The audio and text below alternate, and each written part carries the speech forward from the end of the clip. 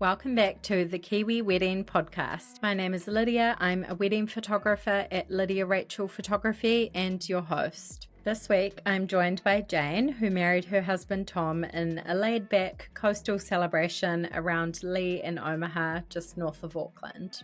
They first met at local touch rugby in Warkworth, bonded over duck shooting in the outdoors, and later got engaged on a hunting trip in Queenstown, with Tom proposing on the side of a mountain at sunset. In this episode, we chat about how they planned a two-part celebration with an intimate signing on Jane's late grandma's birthday at Omaha Beach, then a ceremony overlooking the ocean in Leigh, and a private property reception at her auntie's place in Omaha.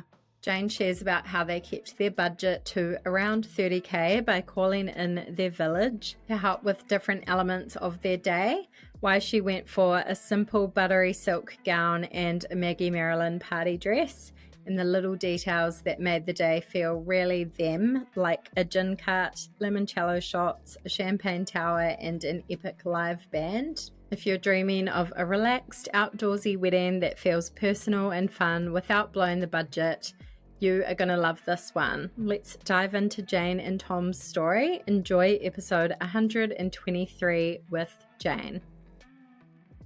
Hi, Jane. Thank you so much for joining me on the podcast today. Excited to hear all about your wedding. Oh, thank you. I'm really excited to go for a little walk down memory lane. It's been a little while, and I've been really looking forward to sharing it with you and the audience. Yay, so good. So to get started with, if you could take us back to the story of how you guys met and a bit of your life together. Cool. Okay, so my husband now, his name's Thomas, but everyone calls him Tom, and I'll probably call him Tom today. He's a local boy, and he grew up here in Warkworth. That's where we're currently living.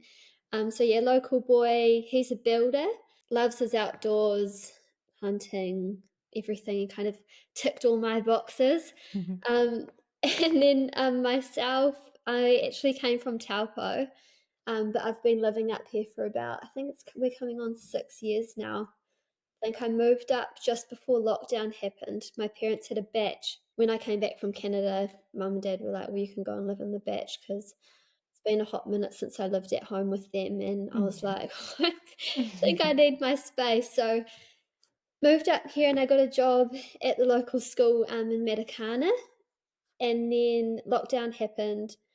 And then when things started to open up again, I thought I'll go and join Touch because it had been a long year of not really getting out and socialising. So my good friend Trish invited me to go and play Touch at the local rugby grounds.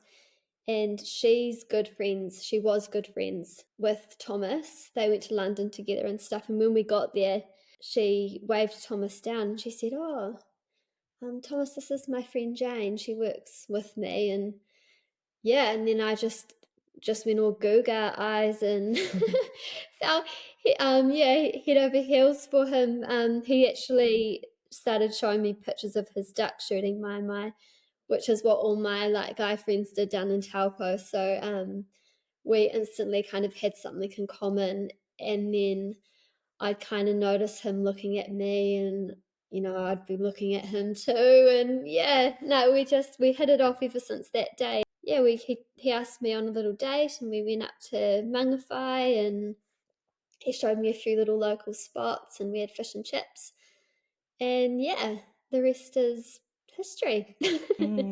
Oh, so sweet. I love that story. So you were together for quite a while then and got engaged. Can you tell us a bit about the proposal story? Yeah, so I do a bit of hunting myself. I go down to Queenstown and do a bit with my family down there, but Tom and I do go down to Queenstown at least once a year we both ski, he snowboards, but we like going to the snow. So we planned a trip to go down there, and he was staying on for a work do, but it was my last Friday there. I think it was a Friday. And he wanted to take me out to Moke Lake. Well, he actually asked my dad before we went down to Queenstown. He pulled into my dad's work and asked my dad if he could marry me, and my dad was stoked and welled up and got the approval. So it was a really average kind of morning, and Tom was like, "Oh, I really want to take you out to Moke Lake," which is kind of just like a little lake outside of Queenstown. I'd never been there before. And I was like, "Oh, yeah, okay then." Grabbed my stuff, jumped in the truck. He took me out there. We hadn't had breakfast yet. When we got there, it was drizzling, and I was a little bit hangry, and I didn't want to hop out of the truck. Mm. Um, he was probably so nervous as well, but he had the ring in his backpack ready to go, and I was just not really in the mood for a little hike in the rain, hangry. So he was like, "Right, we'll go back into town and we'll get her some food." So he took me back to Queenstown, and obviously I had no idea. We went out for lunch with a friend, and that afternoon the weather cleared up, and he said, "Let's go up the remarks and go for like a little glass," which means you look for animals in your binos. We went with our good friend Gleno, and we moved up the mountain, up the mountain, up the mountain, and there were no signs of animals anywhere. And we got to the top. I started getting a little bit hangry again, but I was fine. I kept myself together. I kind of was just walking by myself. And then I said, "All right, let's go back down. It's starting to get cold." The sun was setting. And Tom goes, "Oh," I had the backpack on my back, and he was looking in his little rangefinder thing, and he said, "Oh, my rangefinder's playing up. Can you pass me the batteries out of the backpack?" And I said, "Oh, where are they?" And I was getting my jacket out as well. And he said, "They're in a little box." And I wasn't expecting anything because I thought it's just another little hunting, trip. Put my hand in and got the box out and gave it to Tom because I had my jacket in my other hand. Chucked it to Tom. Yeah, he was like, "Jane," and I turned around as I was putting my jacket on. I was kind of half in it. And he said, "Here, will you marry me?" And I was like, "What are you doing? What are you doing?" It wasn't very romantic. I was just in such shock. But yeah, he got me he got the ring designed for me from Guy's Gold in Mount Maunganui. He did an amazing job. I was just shocked. My knees were weak, and I was like, "This probably isn't ideal for like walking down a rocky mountain." Oh, I yeah. need all the knee strength I can get. Um, but we were just over the moon, and Gleno didn't see it coming either, so he was surprised. We got a few pickies up there and skipped down the mountain real quick and went to the supermarket and got some champagne and some chicken and coleslaw buns for dinner. And we celebrated with our closest friends down there. It was just like I'm just so glad that it worked out the way because the view up the top was just amazing. And oh, the dream. He got it spot on. Yeah, so good. Definitely got the surprise factor there and not too hangry. Yeah, I know Love it's fun. that. Always pack snacks. Yeah, great tip. Amazing. Had you been one of those girls that had like dreamed about your wedding day? Did you have a vision in mind for it? And what did those first steps look like? Choosing a location and yeah, all of that. I have never I'm not really like a girly, materialistic kind of girl. I'm just more simple, plain Jane. Don't really get in dresses that often either. So the thing that I always was really looking forward to though, growing up was just like I could never get my head around having, and I couldn't wait to have all of my favorite people in one place because you go somewhere to go and see them, and you might have a couple of them in one place, or so I just was so excited for that part, just having all your favorite people and just wanting to jar it up and just not wanting it to end, which I did. Just on the day, I just couldn't believe it. It was Mm. very overwhelming, but in the best way possible. Like Did you end up like looking at a few different venues or yeah, how did you decide like where you wanted to do it? So we did go up to a venue space up in Leigh, which is actually where we did end up getting married, but it was a venue. It was a big lion shed on top of a hill, beautiful views. But they said to us that we had to be out by a certain time and the music couldn't be above the certain decibels. So that didn't float very well with Tom. He's a real party goer, and so was my family. So we kind of we didn't want a deadline. We didn't want to, be watching the clock being like, oh, we have to be out at, at so on time. So we decided to can that idea, and we were so lucky that my auntie Tom, she's an absolute legend. She has a big beautiful property out in Omaha, kind of like a block away from the beach, so on Omaha Flats there. Huge property, palm trees, ponds. It was perfect, and I don't know why we didn't go there from the start, but she was all for us having the wedding. At first I was like, oh, I don't want anything to happen, you know, at the party. I didn't want anything to get wrecked, but our people, yeah, everything was just perfect. So yeah, we ended up getting married there, and they've got a big fruit orchard where we could pitch tents and have rooftop tents, and there were lots of Airbnbs around as well. So it worked out perfect, and it meant that the party didn't end all night. Yeah, so Yeah. good. Oh, I love that. It's definitely special to have it on private property if you can, and then be able to do your own thing. And it's like no one else or not many would get married there as well. So That was where we had the reception. So this is where we did things a little bit differently. So we had the reception at my auntie Tom's. We had the ceremony at a separate location, which was out in Leigh. I just went for a drive one day. I had it in my head what I wanted, and because Tom and I are country people, quite farmy people, I wanted a paddock, and because the ocean plays a big part in my life, I'm a marine biologist as well as a school teacher. I wanted the ocean. I wanted like an outlook of the ocean. I just wanted a bare paddock and ocean. And so I looked and looked and looked, and took myself for a drive one day in my school holidays, and stumbled across this big paddock. And I was wondering who owned it. I thought Doc owned it. Turns out it was actually owned by AUT. They own the big research centre below at Goat Island.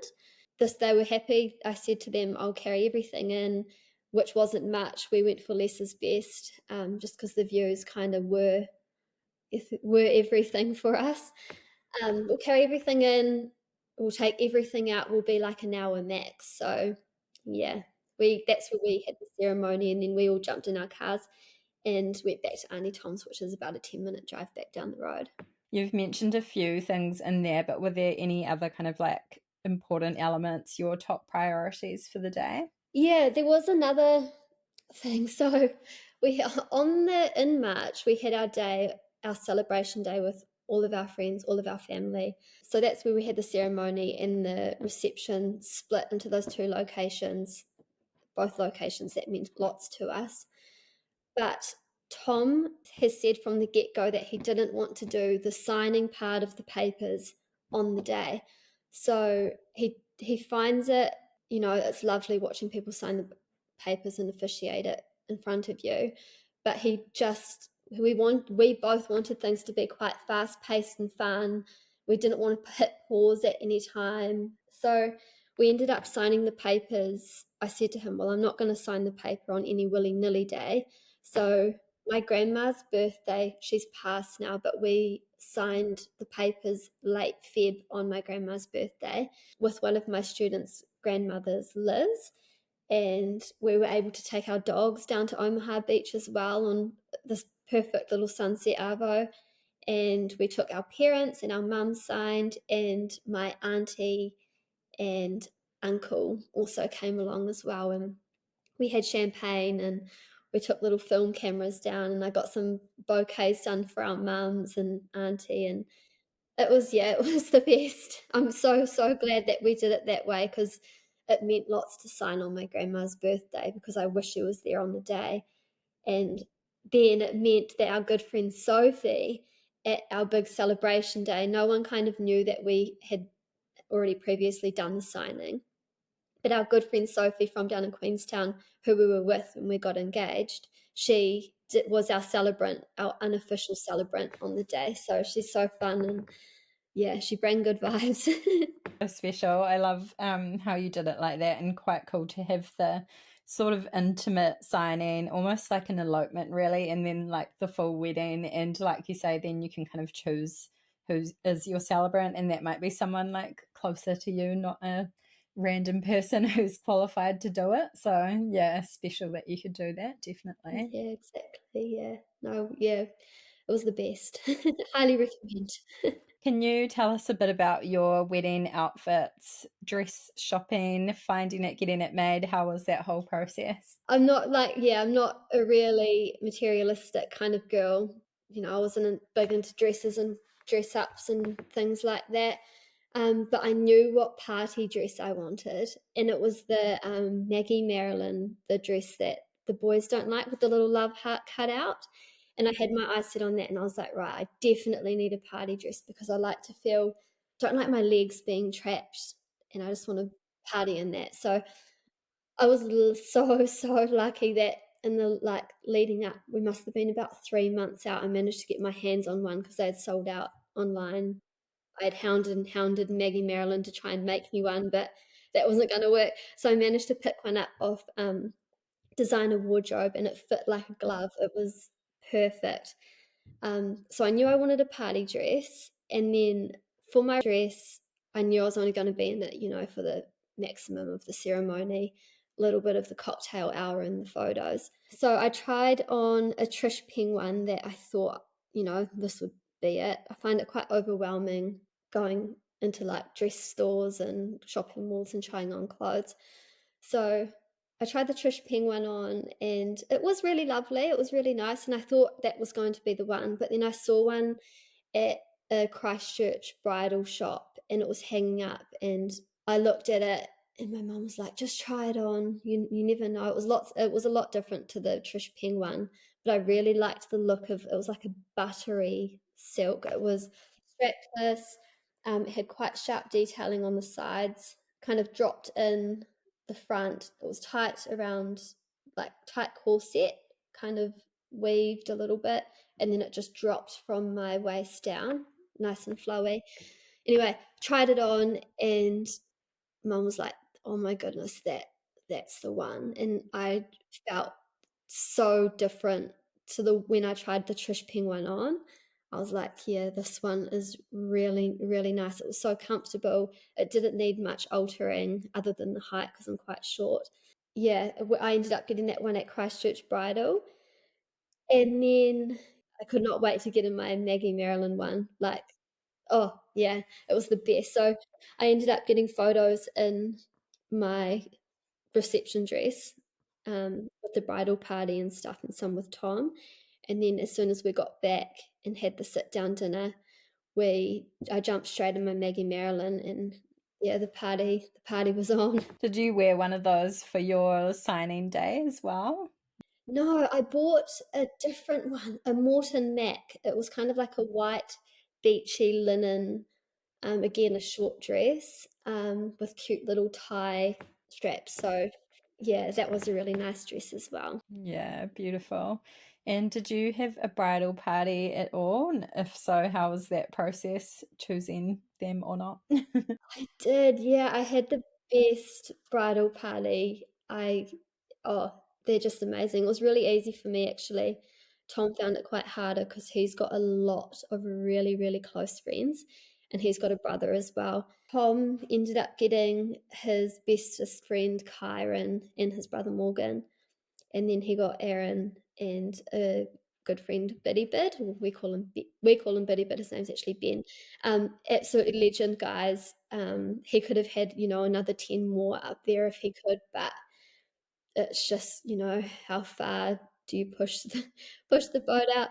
I found it really easy. There were probably a couple more that I really wanted to approach, but I knew that I had to kind of draw that line somewhere because getting hair and makeup done professionally can, add up, and everything else that you put on for the bridal party.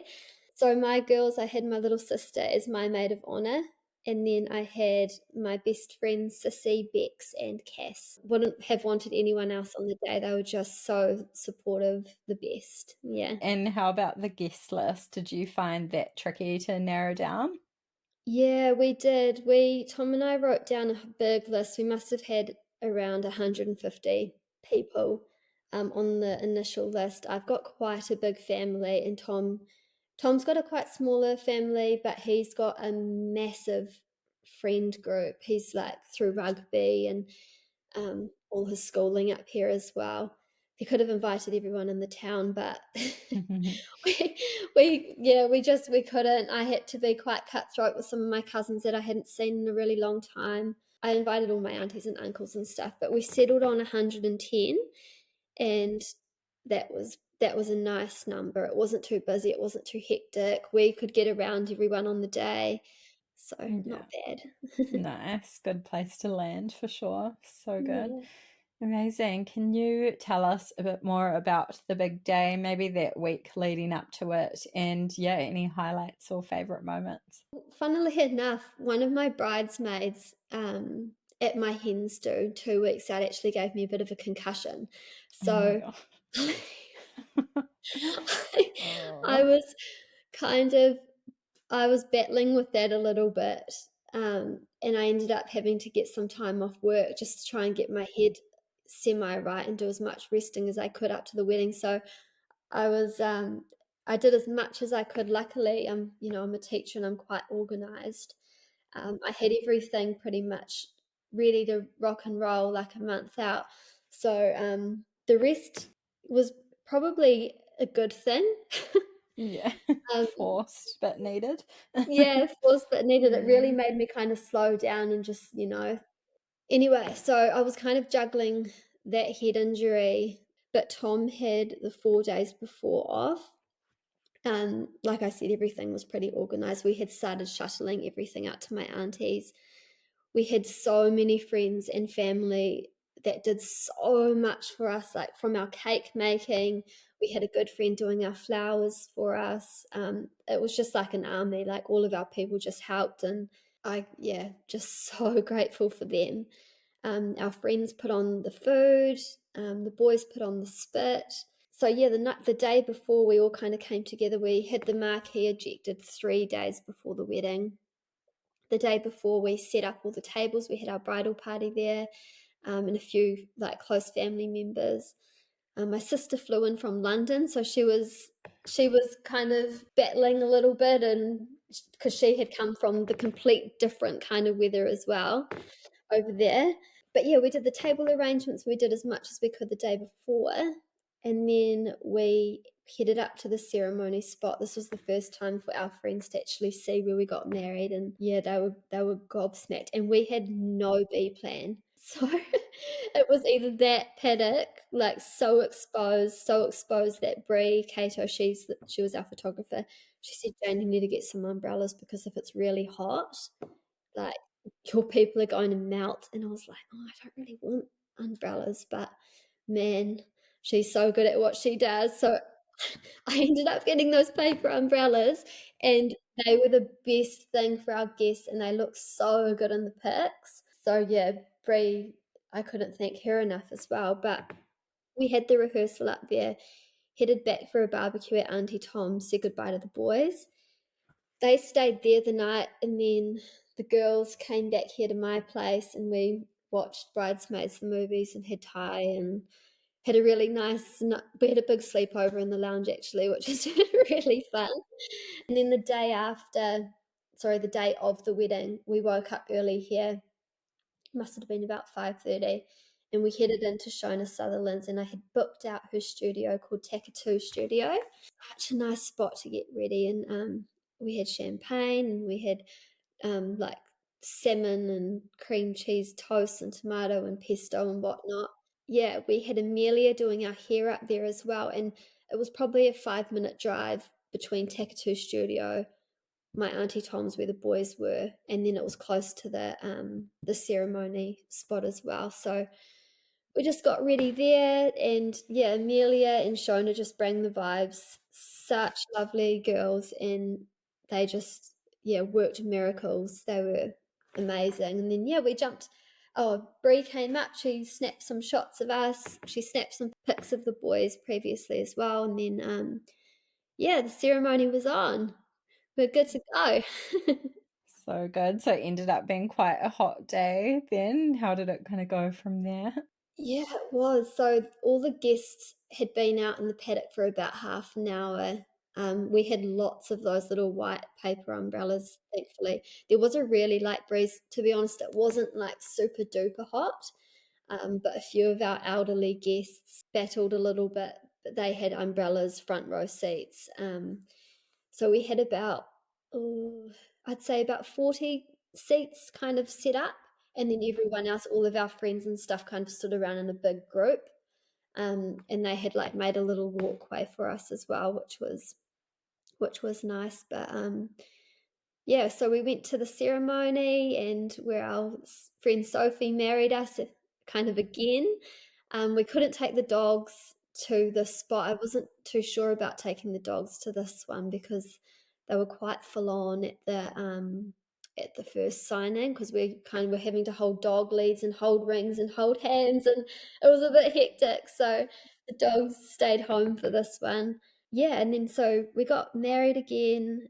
We had a group pictures, champagne up there with our guests, and then everyone headed off, all the guests headed off to Auntie Tom's where cocktail hour began. So they had champagne flowing, canapes doing their rounds, which I heard were beautiful. I never actually got back in time for any of the canapes, which was a bit guttering, but I heard they were delish.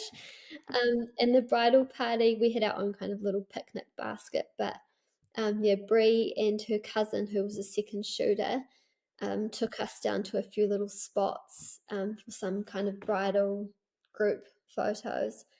And she took some of just Tom and I as well. It's really funny actually, because I heard that like on the day of your wedding, sometimes you never ever get to see your partner. Like you kind of get pulled apart because you're both kind of doing your rounds with guests and stuff. But I feel like the whole day, Tom and I were just, from the minute we met at the altar, we just did not leave each other's sides the whole day. It was just the way it worked out. And I'm so glad that that happened. Like coincidentally, because I didn't put much thought into, on the day. I wasn't really thinking, oh, I must spend time with Tom. It just worked out that way. So it was so nice. It sounds like such a special day. And then, yeah, into the party and everything rolled through, went well there. Yeah. So yeah, sorry, went back. We had a little gin bar open at Auntie Tom's as well. So when we got back, we had gins with all our guests. They made a big walkway when we got back, and the bridal party kind of walked through. We walked into cocktail hour. We had a few champagnes. We did a champagne tower in front of the pond, which was so much fun. We had this thing gushing. I don't know how many bottles of champagne we used, but Brie goes, "Oh goodness, you guys are so brave. People don't normally fill the glasses up like this." But we had, the whole thing was just like waterfalls. We were like, "Oh wow!" And yeah, everyone just helped themselves to a glass of champagne, and then after that, the sun was kind of starting to set, and we moved into the marquee for our sit-down dinner. That was another thing that Tom and I really wanted. We wanted everyone to be sitting down in one space, just to hop off their feet. And we did the speeches to get them kind of over and done with, because I knew my dad and Tom's mate Kyron and my sister were pretty nervous about that, so I wanted them to kind of get the speeches done so that they could enjoy their meal. And then so we had the speeches, enjoyed our dinner. Well, Tom and I probably got halfway through ours, and then we rushed off for the sunset pictures, and she took us down to Omaha Beach. And this is when I jumped in my Maggie dress, and we went down and we just had some really nice time just playing in this, like in the whitewash, and we practiced our first dance down there as well, actually, before we got back, because we probably learned our first dance like 3 days out. And Tom's quite a good dancer, and I was kind of just holding on for dear life, but I'm glad we did the first dance. And then yeah, when we got back, the band, we had an amazing band, which was another thing that Tom and I was, we really wanted good music. And we got Mark and Marcus and Francis, from, one of them's from LAB and the other one's from Cora, and they play as a duo called Black and Gold. And we had seen them perform at our good friends Gleno and Sophie's wedding, and Tom said, right, we must get them. So I tracked them down, and they were free on our day. So we managed to get them up from the Mount, or Papamoa. So yeah, we had them, and we just partied all night long. So good. What did you find like the hardest part about the whole wedding planning process? Is there anything you look back on and regret or would have done a little bit differently? No, I don't have any regrets. And I thought about this, and spoke to Tom about it last night. There's nothing that we could have changed. The weather was perfect, the people were perfect, and I knew that as long as we've got all our people there, and everyone just came together, and if something needed doing, they just stepped in, did it so effortlessly, didn't care, we're happy to help. Like, we had fresh poured limoncello shots that were served just before dinner as people sat down to toast with, and the girls just jumped on it without, yeah, just crazy how everyone just came together like a little army, and they were just so happy to do, you know. So just with our people, the day was just the best. Yeah, the best. Other than my little head knock, I maybe wish I wore a helmet towards the end of the, the night at my hen's do, but Yeah, was that like a dancing mishap or oh, we were sitting on the freak beach, accident? it was dark, and my friend Sissy, she came running out of the water and just tackled me flat back on flat back on my back. I thought she was going to jump over me or run around me, but she just hit me shoulder height, and I just went bang back onto my back. Oh no. Yeah, you definitely don't prepare for that. But yeah, I'm glad you were okay enough to get through the actual day in the end. Yeah. Yeah, yeah, Crazy. Makes for a good story later, kind of. yeah, for sure. It's funny now that I'm, on the other side. So yeah. And did you guys have a set wedding budget, if you're happy to talk about that, even a ballpark figure, and how did you find that whole side of things? Yeah, so leading up to the wedding, when Tom asked me to marry him, I was like, right, we did give ourselves some time. I think we gave ourselves about a year and a half, and we were kind of the last out of our friend group up here to get married. So our friends were just so key in all this wedding research, like in the lead up. I asked them kind of how much they paid. This was before lockdown. Obviously, things have kind of crept up a little bit in the world, cost wise. We ended up spending, give or take, about 30K, which was really good It's considering. impressive, honestly. Yeah, hearing about your day, I was not expecting that. No, no, well, that's like one of the things I think, I really like nice things, and I really want nice things, but, experience wise, like I really wanted the limoncello shots, really wanted a gin cart and a gelato bar and stuff like that. I wanted nice flowers, and I wanted one of those really nice white cakes with the raspberries on top. But I just gave myself time, and I did the research, and I was savvy about things, and I reached out if anyone, with some kind of experience would be willing to give it a shot for me. So Cass, one of my bridesmaid, her mum, Michelle, she's beautiful lady. She was so happy to do my flowers for me. Nothing outrageous, just quite simple bouquets. Like, one of my girls held a bunch of white hydrangeas, the other one, my sister, held a bunch of white gypsophila. So they were all holding like a different, so things that were doable, like less is best, and simple and classy, if you know what I mean. My cousin Anna, she made my cake. She made me the white lemon cake with the raspberries on top. The champagne towel was gifted to us from a friend. Yeah, I got the paper umbrellas. They're quite expensive, but I got them off Marketplace. So I think just like allowing yourself that time, doing the research, looking how you could get these things that you really want. That's probably, you can have everything you want. You just have to be savvy about it. Yeah. That's some great advice. Yeah, just thinking beyond vendors or yeah, who your friends and family that can help and yeah, do certain parts that you don't necessarily have to spend thousands on. So yeah, I love that. Exactly. Yeah, just try and, yeah, be creative and try and do things yourself if you can. Yeah. Did you guys go on honeymoon straight away, or what did planning that look like? Because we got married in March and because Tom and I are quite, well, we love skiing and snowboarding, we really wanted to go to Japan to go for a ski kind of holiday, but we weren't in the right season really to just mush off to Japan, and we didn't have the money at the time either because we just come off the back of our wedding. Yeah, so we were like, let's go next year in January, and if it doesn't happen in, next January, then we can go the year after. There's really no rush. We're definitely going to go, and we know we're going to go because there's also some things around our house as well that we kind of put on the back foot that need a bit of love. So we've got a lifestyle block, which is kind of like a lifestyle sentence, if you know what I mean. Yeah.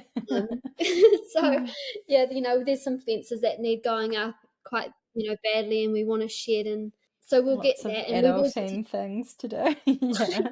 Yeah, so we will get there, one day. Did you do a little mini moon or anything just after? Yes, we did go on a mini moon. We went down to Queenstown, our favourite place, and my cousin Daniel's actually a helicopter pilot down there, and he flew us up into Mount Cook by helicopter, and we spent 4 days up there hunting and in a tent on the side of the Wow. mountain, which is very Sounds cold. like a very you guys kind of mini honeymoon. Yeah, so Yeah, good. there wasn't much honeymoon going on. Every time I'd Yeah. find myself in a difficult position or, really cold, I'd be like, "Oh, Yeah. honeymooning." Yeah. It'll kind of Aw. turn the situation around, but we we ended up spending the rest of our holiday, which was about another 6 days after we came off the mountain, kind of just perusing around Queenstown and, yeah, and Glenorchy, and we went up to our engagement spot again, and we actually, managed to get a stag up there on nearly the exact same spot where we got engaged, which was really bizarre, but yeah. And yeah, you've mentioned a few things in there, but did you have any kind of helpful resources during the wedding planning that helped you finding vendors or inspo, stuff like that? My friends, that and listening to all their advice, that was massive. They had stuff from their weddings that they were like, take this and look at this spreadsheet. This is how we did our budgeting, kind of thing. But your podcast, Lydia, honestly, Mm. the episodes could not come out quick enough. I was just waiting all week to like put those that next podcast in my earlobes. Aw. I learned so much, and like after listening to your podcast, I'd click, or I'd kind of have a little search of the person that got married and kind of have a look through their pictures and how they did things as well. So yeah, use lots from your podcast, and then probably just Instagram, just searching up for the cake, wedding cake. I found the cake, and then I had a few more looks at those, and I was like, yeah, that's the kind of cake I want. Or searching on your vendors' pages and to see what they're like with the makeup and your hair, for example, and like who we got the marquee from, having a look at what they're capable of, if you know what I mean, and like what they've done. That was really handy as well. So just researching your vendors. Love that. So cool to hear when the podcast has helped you as well. Full circle to have you on now. Well, yeah, that's why I was like, well, I did things a little bit, splitting and signing up and doing things differently as well. Maybe I could help someone. Yeah, definitely cool for people to hear. Yeah, you've given some amazing advice already, but yeah, is there anything else that you would say to a couple planning their wedding at the moment? Just like have fun in the process. Like I think it could get quite stressful, but if you allow yourself the time, it is really fun. Talk to your partner as well. Tom's quite easygoing, so I kind of managed to do most of it by myself, and he was happy as there. He actually, on the day, he was like, I can't believe you've pulled this Mhm. off. Yeah. But one thing that we did do, which was some advice from a friend, was, it can get expensive, and like paying your deposits for things like, your chiller freezers and the toilets and the marquees and your table and chair hires, your band, your photography, your hair, and your makeup, everything like that. So what I did was I parked the deposit money aside, and then once I'd paid that, I moved the remaining balance of those things into an account and I referenced it, band remaining. With your hair and your makeup, I'd go hair remaining so that when the time came, a month before the wedding when things were due, I could just go tick, tick, tick and just send all of that out. So just, yeah, organizing your financials and parking the remaining, because I think if I didn't do that, you could get quite lost with your money, and it could be quite an overwhelming thing because you'd be like, oh gosh, where's this money going to come from, kind of thing, out of this pool. But if you really fine tune your financials, I think that was really handy. But yeah, and just being savvy and accepting, seeking people with some kind of experience, and accepting that help from others. Just, yeah, give yourself time and have fun doing it. So good. Some great tips in there. Love that. And what is married life like now? Do you feel like you got any of the post-wedding blues? Um, well, no, Tom and I never really got the post-wedding blues because we were kind of like, it was such a good time, and we went away, we didn't do the mini moon straight away after the wedding. We kind of waited a month and then we had that to look forward to, and we've just been putting things kind of in always looking forward to the next thing. And yeah, by the time this podcast come out, I would have told people, but yeah, next new thing is a little one joining the mix. So Oh, congratulations. That's so exciting. thank you. Oh, very Yeah, so cool. we're looking forward to that and navigating that next step. Yeah. Oh, so cool. Yeah, on to the next season and yeah, lots to look forward to then definitely. Yeah, very cool. Oh, I love that. So cool talking to you today and reflecting on your wedding and whole story. But yeah, thank you so much for coming on. Is there anything else that we missed or you want to add as we wrap up? That's everything. Yeah, just so grateful for our people and my parents as well. They were amazing help, and yeah, just family and friends are the best. Yeah, so good. Yeah, amazing. If you can just call on them through the process for sure. Very much like a bit of a village community effort sometimes for weddings, I think. So, yeah, For sure, for sure. so Yeah. cool. Yay. Thanks so much for coming on. Thank you, Lydia. Thank you for having me.